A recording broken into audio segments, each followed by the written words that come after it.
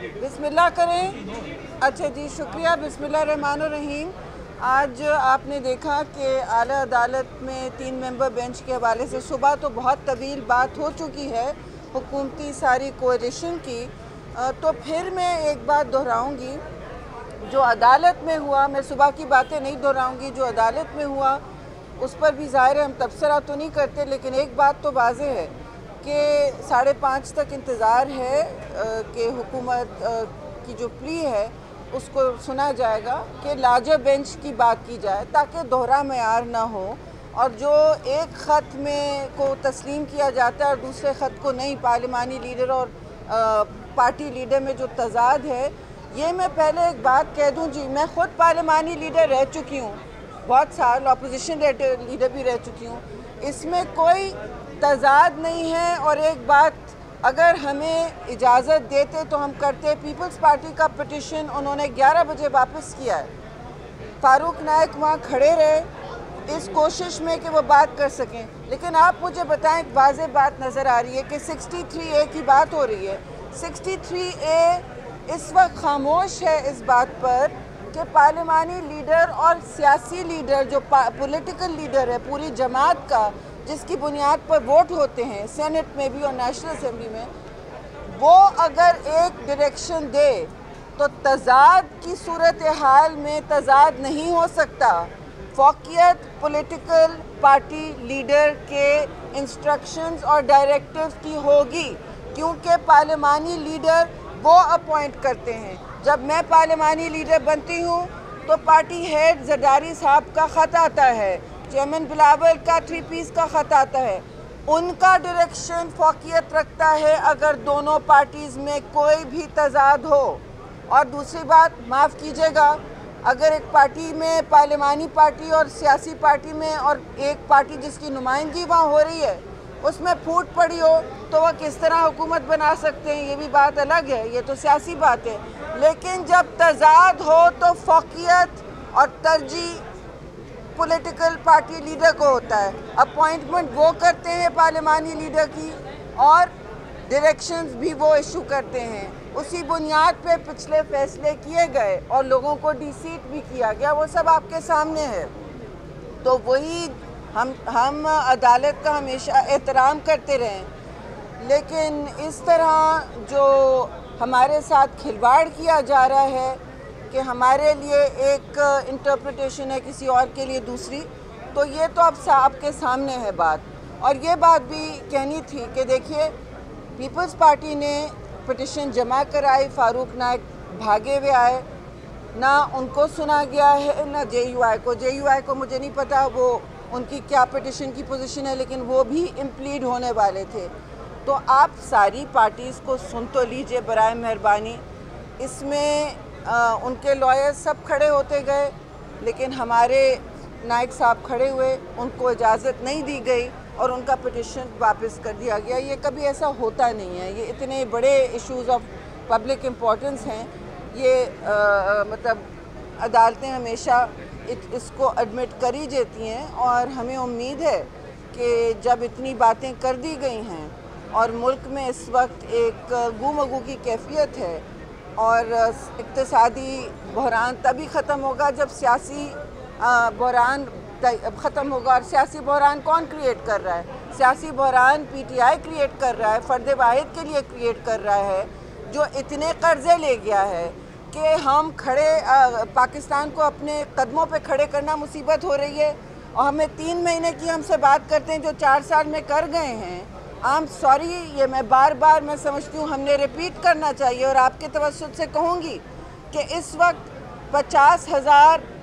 50,000 अरब कर्जा छोड़ के गए हैं। 70 साल में पाकिस्तान की हुकूमतों ने 23 IMF प्रोग्राम भुगताए हैं, कभी किसी को ख़त्म नहीं किया एक तरफ से, कभी कॉन्फिडेंस का लॉस नहीं हुआ IMF की तरफ से कि हमने वादा करके उसके पलट गए। हमने अगर कभी वादा किया है किसी इंटरनेशनल ऑर्गेनाइजेशन तो यू टर्न नहीं लिया, इन्होंने वादा करके यू टर्न लिया और पाकिस्तान की क्रेडिट अभी तक डगमगा रही है।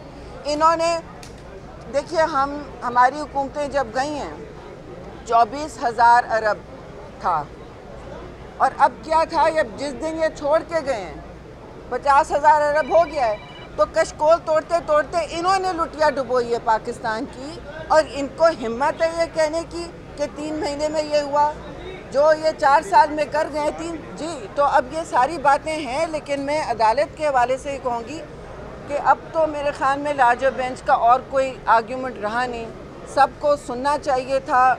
चलें, लेकिन अब उम्मीद है कि वो पूरा फुल बेंच देंगे। ये मुल्क में पार्लियामान के फैसले, जब यूसुफ रज़ा गिलानी के वोट्स रिजेक्ट हुए 7, तो मैं पार्लियामानी लीडर था, मैंने प्लीड किया, तो उन्होंने कहा नहीं, पार्लियामान के इश्यूज़, पार्लियामान की वोटिंग, वो सब पार्लियामान में ही रहेगा। बाकी आपने पंजाब असेंबली का हाल देखा, वहाँ क्या हुआ, किस बुनियाद पे, और नेशनल असेंबली में डी-सीटिंग हुई किस बुनियाद पे। मैं फिर कहूँगी, पार्लियामानी लीडर का नाम ज़रूर लिखा है, मैं हूँ पार्लियामानी लीडर, रह चुकी हूँ, लेकिन उसमें जब साइलेंट है 63 है, जब आता किसी पॉलिटिकल लीडर का ख़त आ गया है, राइटिंग में आ गया है, वर्बल डायरेक्टिव नहीं है, तो उसमें कोई अभाम नहीं है। और एक पार्टी जो हुकूमत में जाना चाह रही है, उसके 2 धड़े नहीं हो सकते इस तरह से। जब एक पॉलिटिकल पार्टी लीडर कह रहा है, वो पार्लियामानी लीडर को वो अपॉइंट करते हैं। पार्लियामानी लीडर अपने आप को खुद नहीं अपॉइंट कर सकते, इलेक्ट होके बेशक आ सकते हैं, लेकिन अपने आप को खुद नहीं अपॉइंट कर सकते। उनकी बलबूते पे पार्लियामानी लीडर अपॉइंट होता है। तो अपॉइंटिंग अथॉरिटी की बात चलेगी या पार्लियामानी लीडर की बात चलेगी? अजीबोगरीब यहाँ रविश चल रही है। ये तो कभी हुआ ही नहीं, हो ही नहीं सकता कि जब अभाम हो, जब तजाद हो, तो किसका व्यूज़ प्रिवेल करेगा? क्योंकि वहाँ लिखा हुआ है 63 में पार्लियामेंट। भाई उसका मतलब ये है कि अगर पॉलिटिकल लीडर उसके ऊपर कुछ कहेगा तो पार्लियामानी लीडर ही इम्प्लीमेंट करता है। अगर वो उसकी अपोजिशन में है तो दैट्स नॉट पॉसिबल। जी अच्छा, सवाल ये है कि आज समाअत के दौरान चीफ जस्टिस ने इन्होंने पहले पूछा है एक 63(1) में पार्लियामानी लीडर को इख्तियार होते हैं कि वो डायरेक्शन दे सकता है अपने नुमाइंदगान को। उन्होंने कहा कि अगर पार्लियामानी लीडर का इख्तियार ख़त्म कर दिया जाए तो सियासत पे मरूसियत आ जाती है।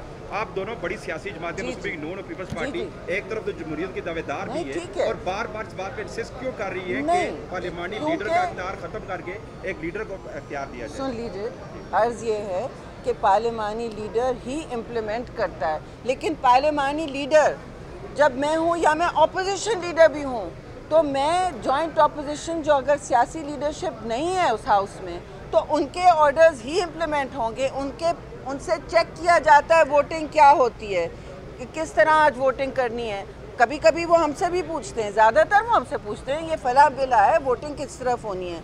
इसमें कोई कन्फ्यूजन नहीं है। पार्लियामेंट्री डेमोक्रेसी, इलेक्शंस लड़े जाते हैं पॉलिटिकल पार्टीज़ की बुनियाद पे, किसी की ज़ात की बुनियाद पे नहीं। मैं पार्लियामानी लीडर हूँ, मैं खुद इलेक्शन लड़ के, मैं एक झंडे और मंशूर के तले लड़ के आई हूँ, और उस झंडा और मंशूर का जामिन उस सियासी चेयरमैन होता है उस जमात का, और उसके सारी दुनिया में यही है। अगर वो नहीं है तो हाउस से बाहर हैं, वो खुद भी पार्लियामानी लीडर ज़रूरी ना हो डे टू डे, लेकिन उनके इंस्ट्रक्शंस, अगर वो हाउस में भी उनके इंस्ट्रक्शंस प्रिवेल करेंगे।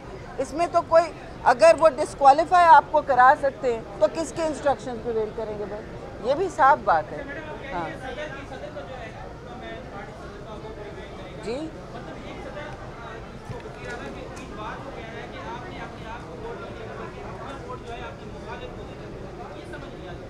नहीं ये नहीं, आप वोटिंग जो सदर होता है, क्यों नहीं समझ आ रही?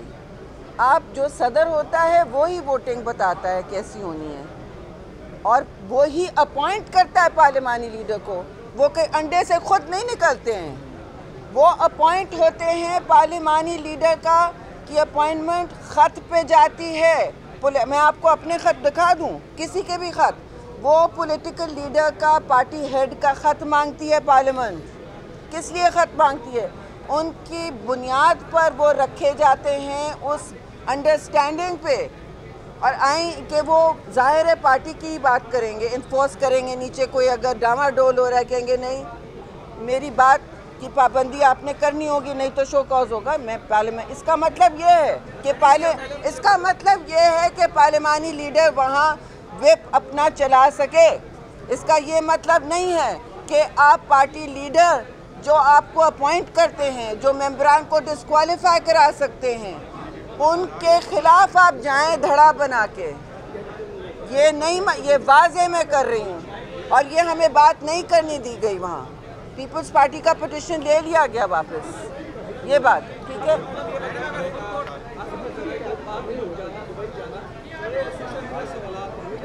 वो खुद ही वापस आ जाएंगे 3-4 दिन में, कोई सवाल की ज़रूरत नहीं है। हर दफ़ा नॉन इशू है ये। ना बनी तो क्या आपका जो हुक्मरान इत्तेहाद है वो राजनीतिक कार्रवाई का बाइकआउट कर सकता है? देखिए, ये फैसला हम साथ मिलके करेंगे, लेकिन ऐन मुमकिन है कि फिर हम भी इक़दाम लें कुछ। ठीक है जी। मैडम साहब किसी और की भी बारी आने देना, मेहरबानी अल्लाह पे। आपने बारी